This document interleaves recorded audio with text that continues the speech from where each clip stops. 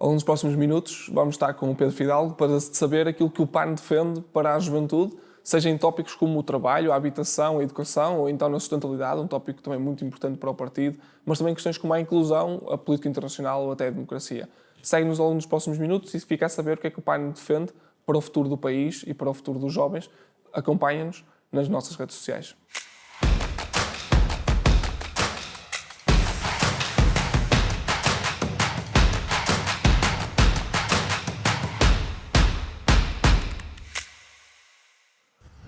Bom dia, Pedro. Obrigado por vir aqui até ao CNJ, por vir até aqui para falarmos um bocadinho sobre a questão da juventude e falarmos aqui de temas importantes para a juventude. Agradecer ao PAN esta disponibilidade para conversarmos aqui os temas, para esclarecer aquilo que nós queremos hoje aqui, é conseguir esclarecer ao máximo possível e deixar-vos falar ao máximo possível sobre aquilo que são as vossas propostas que impactam a juventude, sabendo que a juventude acaba por ser impactada por muitas das outras propostas, mas aqui aquelas que podem impactar mais a área da juventude e aquilo que nós queremos fazer ao que o PAN quer fazer para trabalhar para a juventude, e aquilo que nós queremos é ajudar os jovens a esclarecer ao máximo possível. Por isso, dizer que é super à vontade a conversa. Bom dia, obrigado pelo convite do CNJ. Realmente é com muito gosto que estamos cá a apresentar o nosso programa, as nossas ideias agora para a próxima legislatura e provavelmente estas mais dedicadas aos jovens. E por isso foi com muito gosto que recebemos o convite e que aqui estou a representar o PAN e apresentar as nossas ideias. E para quem estiver depois a assistir nas redes, também agradecer este tempo que vão dedicar a ouvir as nossas propostas. Por isso, a todas e a todos, muito obrigado. E vamos a isso. Boa. Para começar, nós vamos ter aqui uma série de temas. Vamos começar com o tema do trabalho. Sim. O primeiro tema que eu trago é a questão do trabalho e a questão da precariedade. Sabemos que este continua a ser um enorme problema para os jovens. Cerca de 56% dos jovens até aos 25 anos têm vínculos precários, que é um número ainda muito elevado e que tem vindo a aumentar nos últimos anos, e 27% entre os 25 e os 34. Aquilo que é a pergunta direta e que se impõe fazer é: que medidas, que pensamento tem o PAN para conseguir responder a este problema enorme na vida dos jovens, na vida de muitos trabalhadores portugueses, mas em particular dos jovens com estes números tão altos, que é a questão da precariedade, da falta de vínculos estáveis, que depois impossibilita uma série de questões à frente. E acredito que hoje vamos debater aqui vários problemas estruturais, e este é um deles, não é? Quando falamos de emprego, de trabalho, até depois mesmo de salários mínimos, salários médios. E começando pela questão dos vínculos, nós temos que realmente trabalhar nesta ótica de melhorar a qualidade de vida de geral da sociedade, mas também dos jovens. E o PAN, para trabalhar nessa perspectiva, o que tem feito sempre já tem havido algumas medidas que temos apresentado na área, de relação do combate aos falsos recibos verdes, e até metendo aqui uma outra área que é mais querida minha, que é a cultura, que até agora com o Estatuto dos Funcionários da Cultura veio-se um bocadinho criar algumas medidas para combater os falsos recibos verdes. Por isso, uma das medidas muito práticas do PAN é dotar a Autoridade de Trabalho de mais recursos e meios para podermos fiscalizar, aumentar a fiscalização, porque Portugal até já tem muito boa legislação. Depois o que falta muitas vezes é fiscalizar. Nós até agora, com as medidas que foram aprovadas nesta legislatura, nós tivemos várias propostas nesse âmbito e de fiscalizar e combater os falsos recibos verdes. O que nós temos é que reforçar a Autoridade de Trabalho para evitar que isso aconteça e que continuamos a ter um aproveitamento dos jovens para um trabalho que não é, porque o nosso Código de Trabalho é claro, ou seja, se há uma necessidade de trabalho permanente, esse deve ter um contrato efetivo. Mesmo os contratos a termo foram agora bastante clarificados para evitar precisamente que nós tivéssemos um uso abusivo desses contratos a termo. Por isso é que nós temos que trabalhar. Outra medida que o PAN teve e que aprovou, já agora que estava-me a escapar, foi a questão dos estágios profissionais. Ou seja, o PAN aprovou a medida de que não sejam permitidos os estágios profissionais não remunerados. Neste caso, acontecia muito nos advogados, 90% dos advogados tinham estágios profissionais não remunerados. Ainda temos, por exemplo, hoje em dia nos enfermeiros também que os estágios clínicos também não são remunerados, que é algo que nós agora queremos também debruçar-nos. E, em alguns casos, até duplos estágios, o estágio seletivo e depois os estágios de acesso à ordem. Exatamente. E isso já se eliminou, os estágios não remunerados.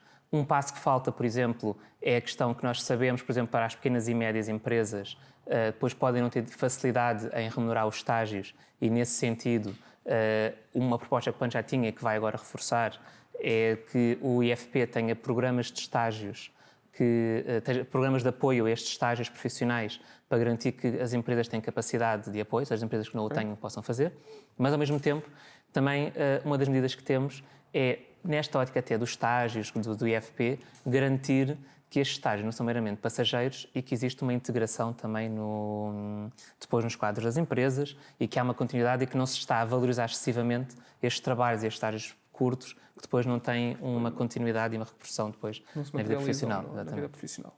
Eu vou passar para o segundo tema que tem a ver com o salário mínimo. E a pergunta aqui é muito mais direta, que é: o PAN defende ou não defende um aumento do salário mínimo, e se defende, em que proporção ou em que medida? O PAN defende claramente o aumento do salário mínimo.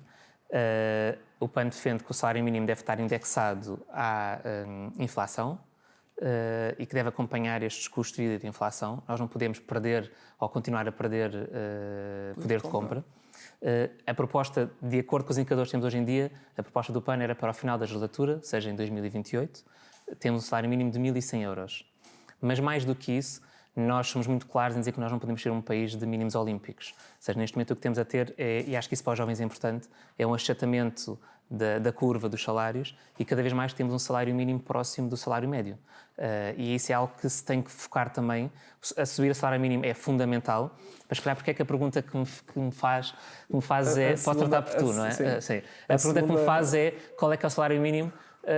Porque, infelizmente, hoje em dia os jovens, quando começam a trabalhar e no mercado de trabalho, o que se focam é qual é o salário mínimo. E nós vimos era estar a valorizar, os nossos jovens são dos mais capacitados e qualificados da Europa e do mundo, cada vez mais, e subir o salário médio. Já percebi que era a pergunta que vinha a seguir. Era a pergunta que vinha a seguir e porque é importante esta parte, que é a parte do salário mínimo responde a uma questão muito clara da sociedade, de condições de vida, de acesso a condições de vida muito importantes que são precisas ser respondidas e não perda do poder de compra. Mas, por outro lado, temos esta questão do salário médio, e mais à frente vamos falar um bocadinho da educação, deste aumento das qualificações dos jovens portugueses e a questão disto não estar a acompanhar a questão dos salários e das remunerações. E por isso, quando vemos que 65% dos jovens ganham menos de 1.000 euros por mês. E depois temos o salário médio português, que anda entre os 1.000, 1.125, 1.200, e quando comparamos com a Europa, que anda por entre os 2.300 e 2.400 euros. E vemos que há aqui um gap enorme e a mobilidade, como nós sabemos hoje, é muito mais fácil do que acontecia no passado. E este é um problema que nós continuamos a ter, que é de jovens a sair cada vez mais do nosso país. Vou estudar agora recentemente dizer 30% dos jovens saem do nosso país. E por isso esta questão que é, acreditando, e já percebi que é a favor do salário médio, o que é preciso fazer para aumentar esse salário médio? Quais é que são as medidas para aumentar Há aqui vários caminhos. Porque não se pode ser por decreto, sim, não se consegue aumentar o salário médio por decreto e por isso há aqui duas medidas. Uma que pode ser em termos também de carga fiscal para poder incentivar as empresas a aumentar o salário. Por exemplo, o PAN defende uma redução do IRC, uma redução progressiva do IRC até chegar aos 17%. Okay. Nessa ótica de poder libertar e fomentar aqui o aumento do salário médio, assim como também no termos do rendimento disponível, a revisão dos escalões de IRS para também poder aumentar o rendimento disponível das famílias e, neste caso, também dos jovens. Mas depois também há um outro panorama que nós temos falado, que, por exemplo, o Governo, o Estado, também pode dar o exemplo, no sentido de, por exemplo, nas carreiras que são na função pública, as carreiras que são geridas pelo Estado, muitas delas não são revistas há 20, 25, 30 anos e tem-se visto agora com a luta de vários setores, os professores, as forças de segurança, os enfermeiros, os bombeiros. Há aqui vários setores que têm as carreiras não revistas há bastante tempo, muitas vezes nem acompanham a inflação e aqui isso poderia ser um sinal mesmo de um técnico superior. Hoje em dia, um técnico superior que entra para uma função pública, se calhar há 20 anos atrás, em que a equiparação ao salário mínimo seria várias vezes, não tenho agora esse número, por isso não vou arriscar com o número, mas seria seguramente mais que o dobro, e neste momento estão quase colados. E com esta previsão de subir o salário mínimo vão ficar praticamente colados. Acho que o Estado deve também liderar, por exemplo, aí, e a par que nas medidas fiscais, seja na questão, por exemplo, do IRC, na questão do IRS, podemos também fomentar e trabalhar para exigir esse estímulo às empresas para aumentar o salário médio. Outra das questões tem a ver com a questão da habitação, até porque a questão da habitação está muito ligada à questão dos salários, porque tem a ver com a questão dos custos, grande parte do salário vai hoje em dia ainda para a questão da habitação, E isto tem atrasado muito o país na medida em que cada vez mais tarde os jovens saem de casa dos pais e que só 2/3 dos jovens até aos 30 anos é que realmente efetivou essa saída e que vive fora, ou melhor, 2/3 dos jovens vivem na casa dos pais ainda, e por isso é uma parte preocupante. E o Fundo Internacional diz-nos, o Fundo Monetário Internacional diz-nos que de 2015 para 2022 o valor das casas em Portugal duplicou. Ou seja, e sabemos que os salários não acompanharam certamente essa resposta e que não acompanharam esta questão. E por isso aqui a questão é como é que podemos dar resposta à questão da habitação em Portugal. Sabemos que este é provavelmente, naquilo que são os custos de vida, o maior valor, ou o bolo maior, e a questão é como é que podemos dar resposta, sendo que pode ser coisas a longo prazo e a curto prazo, mas o que é que pode encontrar aqui resposta para conseguirmos dar Eu pessoalmente, e aqui até dou um cunho pessoal, acho que a habitação deve ser talvez dos principais desafios que o país enfrenta neste momento e vai enfrentar nos próximos anos. Porque quando os jovens estão a planear a sua vida em várias vertentes, seja quando querem estudar, ou seja, muitas vezes a decisão de para onde vão estudar na universidade já não depende só do que curso é que eu quero ou até em que faculdade eu consigo entrar, tem a ver em que cidade é que eu consigo pagar um quarto. Isso não deveria acontecer. Quando acabam os estudos, se calhar até conseguiram estar em Lisboa, mas depois, quem diz Lisboa, diz Porto, diz uma grande cidade onde pode haver o trabalho que eles querem, mas depois será que eu consigo sustentar uma casa? Eu tive uma amiga há pouco tempo que veio estudar para Lisboa, conseguiu um trabalho em Lisboa, mas depois estava com muita dificuldade em conseguir pagar um quarto em Lisboa para manter o trabalho que era o sonho dele, que era um trabalho na empresa de sonho que sempre quis. E depois estamos a construir uma vida, a construir família, de querer ter uma casa. E para o PAN isso é claro, e a vantagem, e para mim é uma vantagem, do PAN ser um partido de centro progressista, é que não fica preso nesta ideologia de ou é só privado ou é só arrendamento público. O PAN acredita que tem que haver os dois caminhos e as duas vias. Na parte do arrendamento, nestas leituras já conseguimos subir o teto das deduções em sede de IRS, do Conta para as Rendas, e para a próxima legislatura acreditamos que há aqui alguns caminhos. Um deles é o reforço do Porta 65, da aumento da dotação. Não faz sentido, como tem acontecido em alguns anos, haver jovens que cumprem os critérios, mas que depois não são pagados porque não há dotação financeira. Por isso deve-se reforçar essa dotação e alargar, inclusive, depois os critérios. Nós no CNJ temos defendido que até esse valor deve ser o necessário para cobrir todo o ano, como acontece com as bolsas de ensino superior, por exemplo. Porque assim, como é que nós temos um critério que diz este jovem merece ser apoiado na parte de 65, mas depois não há dotação. Mas isto acontece em vários programas. Voltando à cultura, temos, por exemplo, eu acho que a cultura deve ser algo importante para os jovens.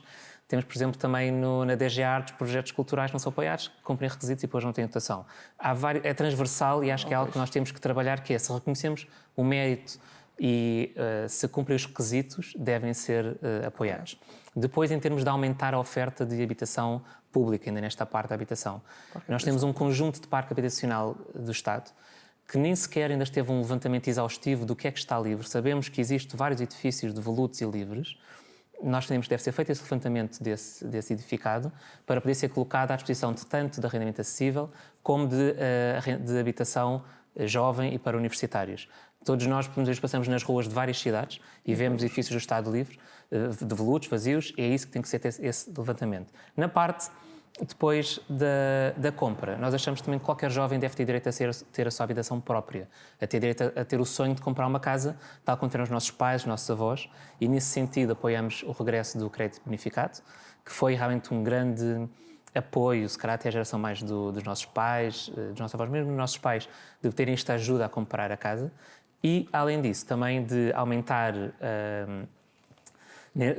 aqui a isenção do IRS jovem, na linha dos rendimentos, mas também juntar aqui a habitação, aumentando o prazo para 5 anos e depois para 7 anos, reduzindo ali no 6º e no 7º ano depois a percentagem do IRS jovem, mas também na parte da habitação da compra de casa, a redução dos emolumentos, ou seja, os IMTs, os impostos de selos, haver um apoio e uma redução destas taxas extra, porque nós quando pensamos em comprar casa é isso, hoje em dia os bancos emprestam 80%, alguns dizem que vão ter aos 90%, a realidade do cheio não existe, mas depois ainda temos todos estes custos extra que devem ser reduzidos. Possa ser, temos vindo alguns partidos a ver esta parte do início do crédito, esta parte de acesso ao crédito.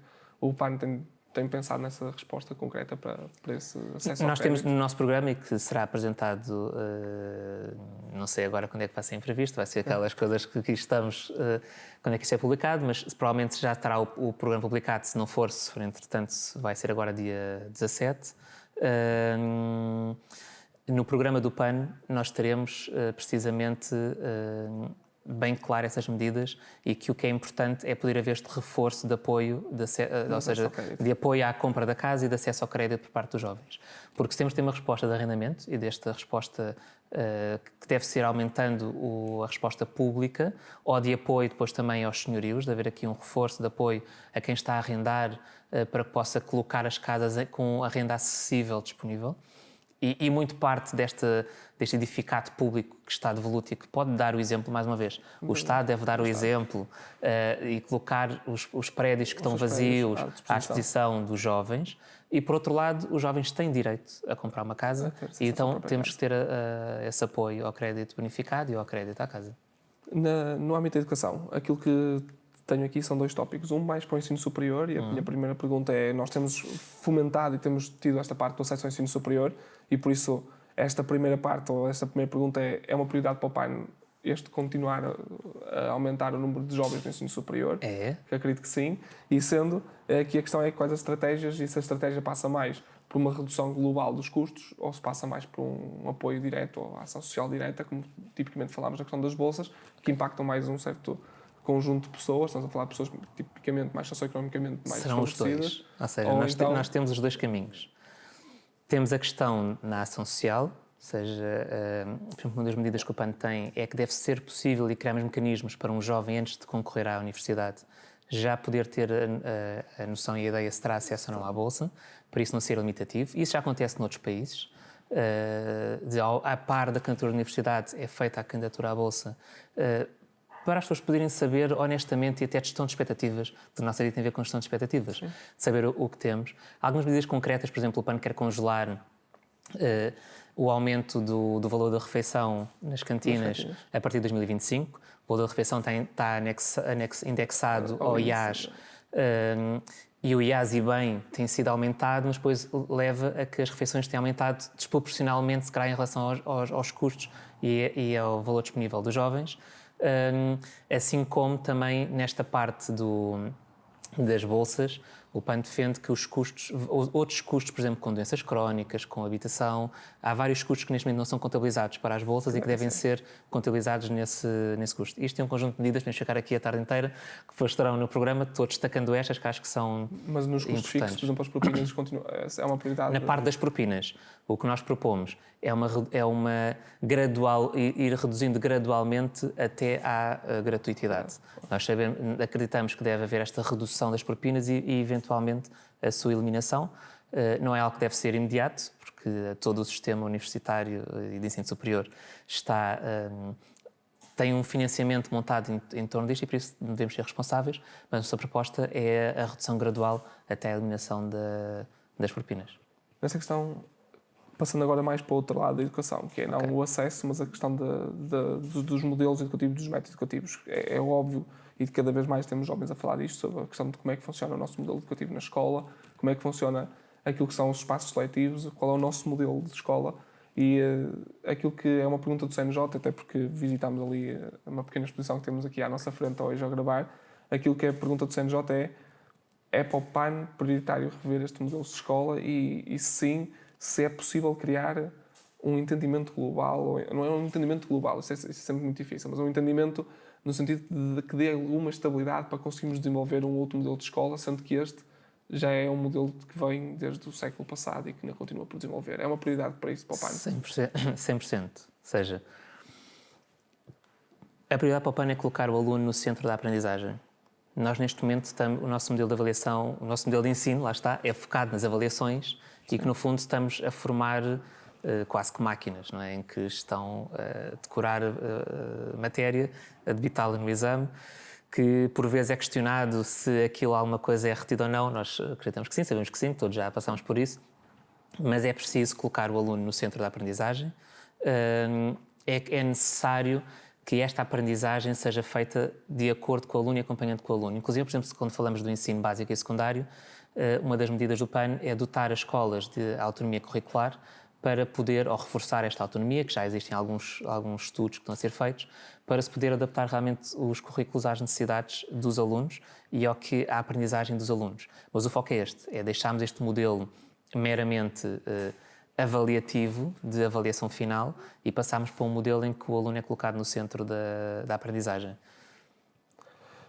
Agora passamos para um tema mais familiar, ou ainda mais familiar para o PAN, que tem a ver com a sustentabilidade, com o ambiente.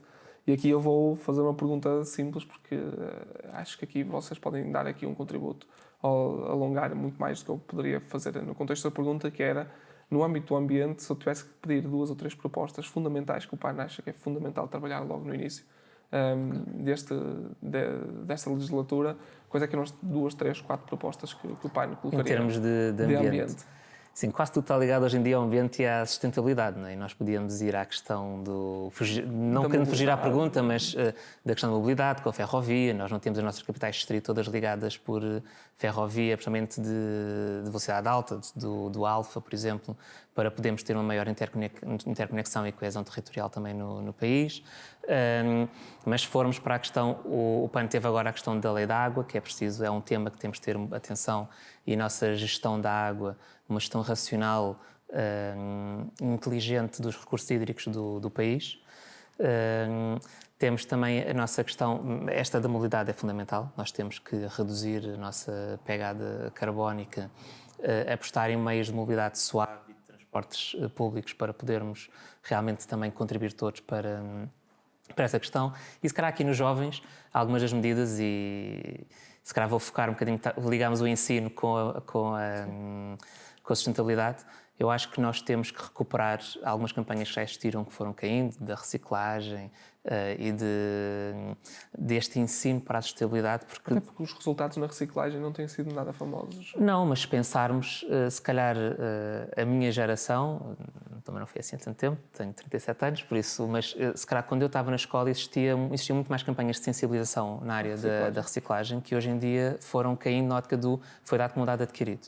E se calhar nós, quando falamos em sustentabilidade, em gestão racional da água, na questão de uma agricultura biológica e de precisão para podermos evoluir nas questões de alterações climáticas, ou seja, numa das medidas esta questão de nós temos que mitigar, mas já estamos na fase também temos que adaptar às alterações climáticas para evitarmos no futuro situações que nós estamos há 5 anos e uns meses e poucos dias do ponto de não retorno.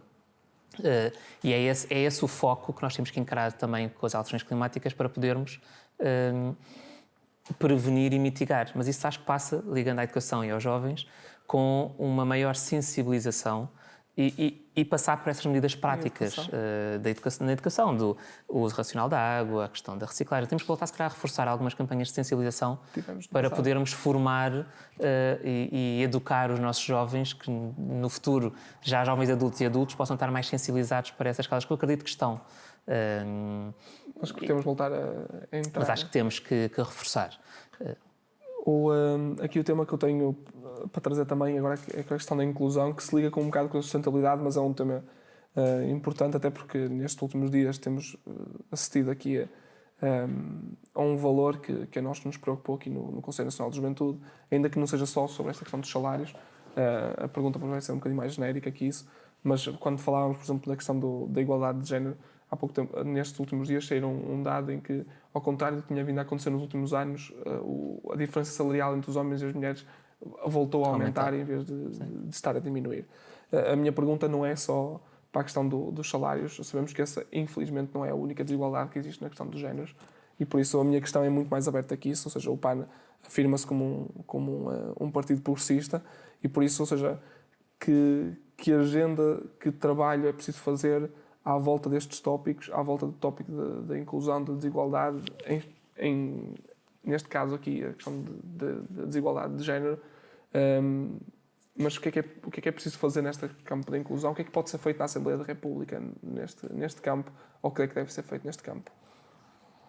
Quando falamos de inclusão, e inclusão é um sentido muito lato, mas falamos aqui neste caso de igualdade e direitos, acho que temos de pensar tudo isto como direitos humanos. E direitos humanos devem ser fundamentais. Ainda no outro dia, num debate com uma força mais populista, me diziam que os direitos humanos são um fé de alguns partidos progressistas e que não são fundamentais. E acho que isso é o que distingue o PAN e é o que distingue o PAN como um partido centro-progressista.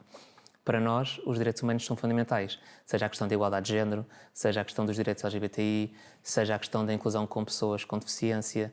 Tudo isto são áreas que nós temos, e muitos outros que não referia, o racismo, a xenofobia, ou seja, e queremos falar de inclusão dos migrantes, que muitas vezes nós falamos muito de imigração e de quem entra e quem não entra e porque entra, e temos que pensar temos que incluir melhor estas pessoas, temos que dar ferramentas para a inclusão das pessoas, voltando à igualdade de género. Sim. Isso que é a favor o PAN é a favor de continuar nesta lógica da imigração que continuamos a ter, ou seja, de continuar mais uma política mais de portas abertas do que nós temos que ter uma política têm vindo a defender um maior fechamento das nós temos que ter uma política barreiras. inclusiva, ou seja, no sentido em que o que não faz sentido é nós continuarmos com a política de portas abertas e depois não incluirmos as pessoas, não integrarmos. Claro que esta política de integração é o termo mais apropriado. Temos que ter uma política de integração que vá permitir a estas pessoas que vêm cá procurar uma melhor qualidade de vida. No fundo, as pessoas que vêm foi como as gerações anteriores de Portugal foram à procura de uma melhor qualidade de vida e de um melhor bem-estar. E é isso que nós agora, as pessoas que estamos a receber, que vêm exatamente, legitimamente procurar uma melhor vida, uma melhor qualidade de vida, e nós temos de saber integrá-las e algumas medidas, seja do ensino da língua portuguesa, para permitir que realmente as pessoas se integrem. Na questão da inclusão e até neste gap salarial, uma medida que o PAN já teve, que apesar de não ser específico neste caso da igualdade de género, mas que tem, era, por exemplo, haver o limite entre o gestor de topo, o salário de gestor de topo e os salários. Isso até, por exemplo, isso é uma coisa boa para o salário médio, que falámos há bocado, e o salário base das empresas. Mas o PAN vai continuar nestas medidas sempre de inclusão e de combate à discriminação, e a nossa porta-voz foi apenas a quinta mulher a ser líder de um partido político em Portugal, e por isso que uma das prioridades que vamos ter de continuar sempre a garantir que não existe esta discriminação e que vamos aproximar o máximo os salários de uns e de outros. Olhando agora para a parte da política internacional, até porque é obrigatório aos dias de hoje falarmos sobre isto. Temos eleições europeias e temos eleições europeias também. Mas aqui, numa lógica principalmente da política internacional, pelas guerras que temos vindo a sofrer, ainda em solo europeu, mas também no Médio Oriente e pelo clima de instabilidade que conhecemos na Ásia e que também em África, que vamos vendo. E por isso aquilo que nós queremos perguntar, ou que era importante para os jovens perceber, é qual a visão do PAN sobre este assunto, sobre esta questão da guerra, sobre estas questões que têm preocupado imenso os jovens e a sociedade europeia e aqui também, naturalmente, tendo eleições europeias mais à frente, acabaremos por falar um bocadinho sobre isso, mas o que é que o PAN tem a dizer sobre estes assuntos, no sentido, o que é que pode ser feito na Assembleia da República, qual o posicionamento que o PAN acha que Portugal tem que ter nestes assuntos? O PAN, por gênese, é um partido pela não-violência e pela não-agressão. Mas, por outro lado, nós temos sempre reconhecido o direito à legítima defesa e à garantia dos direitos humanos. O que nós temos visto, por exemplo, na faixa de Gaza, é uma violação sistemática dos direitos humanos, que não pode acontecer. Quando temos na Ucrânia, nós temos um povo que foi invadido e, por isso, o PAN tem sempre pugnado pelo apoio na defesa das pessoas e dos animais, porque muitas vezes também falamos nisto e entendo aqui esta questão de esquecermos também destas famílias que têm... estas famílias, desculpem aqui o riso, acho que se percebe ali o barulho que nos distraiu, porque o assunto é sério, mas realmente o PAN tem sempre pugnado e as medidas que têm sido apresentadas na Assembleia da República e vamos continuar a apresentar, será sempre pelo apoio às populações e pela garantia dos direitos humanos e pela defesa destes povos, que no fundo são povos que estão a ser invadidos e que têm direito a ser ajudados e apoiados e que têm que ter acesso aos mínimos. Sempre não se faz sentido agora quando se recusa, neste caso mais na faixa de Gaza, o acesso por parte da ONU a prestar ajuda humanitária. Não faz sentido. Não faz sentido agora na Ucrânia quando se põe em causa, em alguns países da União Europeia, põe em causa a redução da ajuda e porque quando falamos em ajuda, não é só o apoio à guerra, é o apoio às pessoas que estão lá, estes povos. Acho que todos nós já recebemos, se calhar falo por mim, se calhar não todos, mas nestes 2 anos temos contacto com refugiados ucranianos que vieram para cá, com jovens que vieram para cá, e é isso que nos temos que esquecer, é que são as pessoas que estão lá e são essas pessoas que têm direito à sua legítima defesa. E que têm passado muito mal. E é realmente um tópico que precisamos todos, acho, de fazer essa ajuda. Esta última pergunta que temos é, precisamente sobre a democracia e sobre a participação. Como já falámos aqui hoje, também temos eleições europeias. Este ano, se tudo correr bem, pelo menos teremos 4 eleições neste período. E também neste período vamos celebrar os 50 anos do 25 de Abril. E aí a última pergunta que temos aqui, até porque nesta parte das eleições também é parte importante para a participação dos jovens, a pergunta que temos aqui é, muito provavelmente, podemos vir a ter a Assembleia da República ainda com menos jovens de sempre. Já esta última que passou à data da eleição de todos os representantes eleitos, os primeiros representantes eleitos, era a Assembleia da República com menos jovens de sempre, desde o 25 de Abril. E podemos estar à beira de voltar a ter novamente essa redução do número de jovens a participar. E por isso a pergunta que se impõe é: que estratégia têm os partidos políticos para trabalhar com os jovens e para fazer com que os jovens estejam envolvidos, estejam na participação efetiva naquilo que é a política em Portugal e naquilo que é a decisão em Portugal? O que é que o PAN tem pensado sobre isto e o que é que pode fazer sobre isto para envolver e para meter os jovens no centro também da decisão e ajudá-los nessa parte? O PAN tem tido aqui esta aposta também na sua juventude e agora em 2023 no Congresso foi formalizada a criação da juventude, seria já algo que já estava a ser trabalhado com grupos jovens e formalizámos isso. E temos refletido isso depois nas nossas decisões até das listas. Por exemplo, agora para as legislativas, nós temos 3 cabeças de lista, e não estamos a falar só de pessoas nas listas, 3 cabeças de lista, que são jovens. Por exemplo, a cabeça de lista de Leiria, que é o Rodrigo, que tem 24 anos. Em Braga temos o Rafael, em Viseu temos a Carolina, e depois nas próprias listas temos vários jovens em lugar de destaque, em segundo, terceiro, quarto lugar da lista, realmente para trazer os jovens para o centro da discussão política e para poderem fazer parte desta construção até do que são as nossas linhas programáticas, as nossas medidas, as nossas propostas. Isto é algo que já vem de trás, por exemplo, mesmo nas autárquicas tivemos vários candidatos jovens, nós mesmo aqui, nós estamos em Lisboa, não é? Por isso mesmo aqui ao lado, em Odivelas, a nossa deputada municipal tem 20 anos, que é a Maria Ribeirinho, porque acreditamos realmente que os jovens devem ter o seu espaço e por isso devem ser valorizados. Em termos de medidas, o PAN propõe a redução da idade de voto para os 16 anos. No outro dia, num debate com jovens, sugeri isto e diziam-me, mas acham que os jovens estarão preparados? Os próprios jovens perguntavam isso. E eu acho que sim, que nós devemos confiar nos jovens. Há bons exemplos. Há bons exemplos, exatamente. Nós devemos confiar nos jovens. Os jovens sabem bem o que querem para o seu futuro e por isso devem ter uma voz no futuro, porque o que nós temos que pensar é, as decisões que estamos a tomar hoje, nesta legislatura, vão ter impacto durante muitos anos. Muitas vezes não são coisas de imediato. E se calhar, às vezes, o problema é quando se pensa no imediato e não se pensa a médio e longo prazo. Por isso, nós temos que dar voz aos jovens, porque as decisões que vamos tomar agora vão ter impacto nos próximos 5, 10, 15 anos e vão afetar também o seu futuro quando eles já não forem assim tão jovens. Quando mexemos na legislação da habitação, laboral, fiscal, são coisas que vão ter impacto durante bastante tempo. E por isso o PAN, além das campanhas de sensibilização, nós temos por um projeto que seria o Conselho Misto Jovem, um bocadinho à semelhança como do Parlamento dos Jovens, para poder envolver os jovens, aumentar esta consciência